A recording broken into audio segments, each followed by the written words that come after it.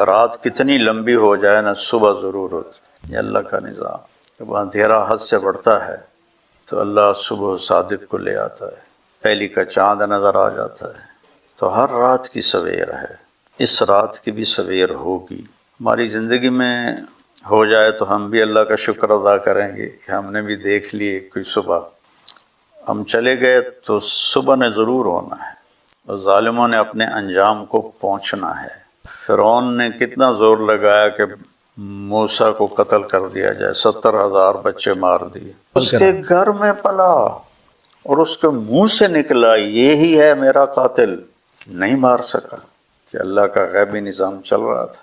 اور ظالموں نے اپنے انجام کو پہنچنا ہے کہ یہ کھیل اللہ نے کسی کے ہاتھ میں نہیں دیا کہ وہ کائناتی فیصلے کرے، یہ اس کے ہاتھ میں۔ غار ثور میں کوئی پردہ نہیں تھا، وہ سارے دروازے پہ کھڑے ہیں اور اللہ نے آگے اپنا پردہ ڈال دیا، نظر ہی نہیں آیا کہ اندر بیٹھے ہوئے۔ بلکہ امیہ بن خلف نے یا ابی بن خلف نے وہاں بیٹھ کر اندر پیشاب کیا، تو آپ نے حضرت ابوبکر سے فرمایا دیکھو اگر یہ ہمیں دیکھ رہا ہوتا تو یہاں پیشاب کر رہا ہوتا۔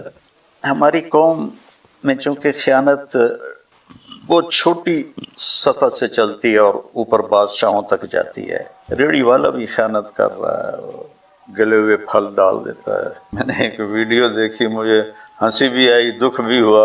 وہ ایک آدمی ریڑھی سے آم لے رہا ہے، تو وہ ریڑھی والے نے ایسے کیا ہوا ہے شاپر، تو اس کو آم دیتا ہے تو وہ آم لے کر شاپر سے گزار کر ریڑھی پہ ڈال دیتا ہے اور خود جلدی سے ایک چھوٹا آم اٹھا کے ڈال دیتا ہے۔ ایک آم اس کا چنا ہوا، اس نے شاپر میں نہیں ڈالا۔ حضرت علی علیہ السلام کا فرمان ہے مشہور، کفر کے ساتھ نظام چل جاتا ہے، ظلم کے ساتھ نظام نہیں چلتا، مٹ جاتا ہے۔ یہ مٹ جانے کی نشانیاں ہیں۔ اللہ تعالیٰ نے 2 گناہوں کی سزا دنیا ہی میں رکھی ہے، یہاں سے شروع ہو کر آگے تک آخرت میں بھی۔ باقی جتنے گناہ ہیں یہ شمار ہیں، ان کی سزا مرنے کے بعد ہے۔ لیکن 2 کے بارے میں اللہ کے نبی نے فرمایا کہ یہیں سے ان کی پکڑ شروع ہو جاتی ہے، چاہے ہمیں نظر نہ آئے، لیکن یہیں سے ان کی پکڑ شروع ہو جاتی ہے۔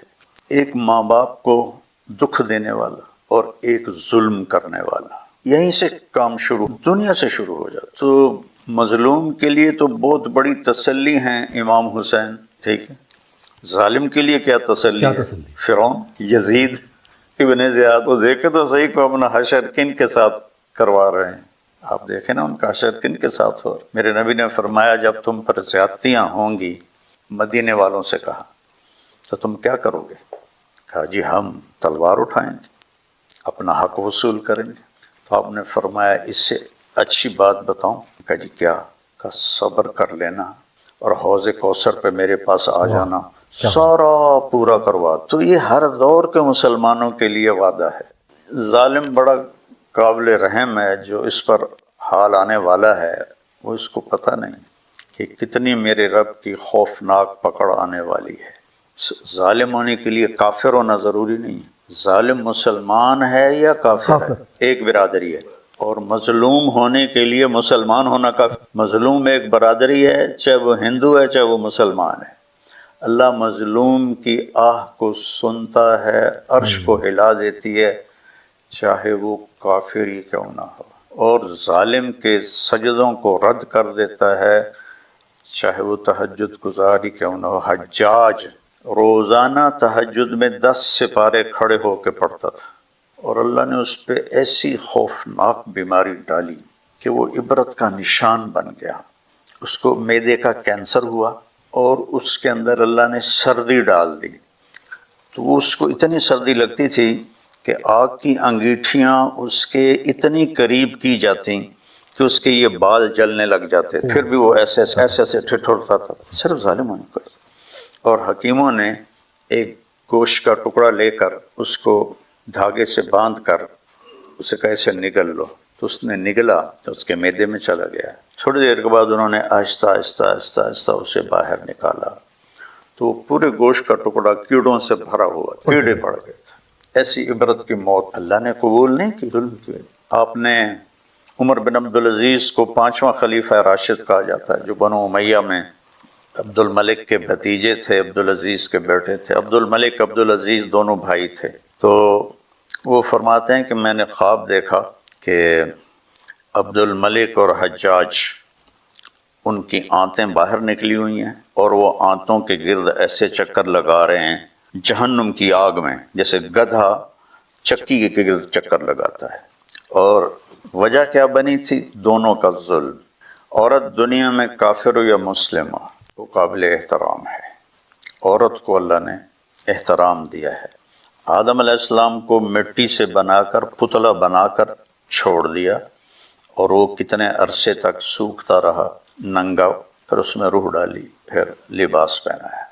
لیکن جب حوا کو پیدا کیا تو ان کا پتلا ساتھ نہیں بنایا، حالانکہ دونوں ڈال دیتے۔ فرشتوں کو تو نہ عورت سے غرض ہے نہ مرد سے غرض، لیکن ان کا ننگا پتلا بھی نہیں بنایا۔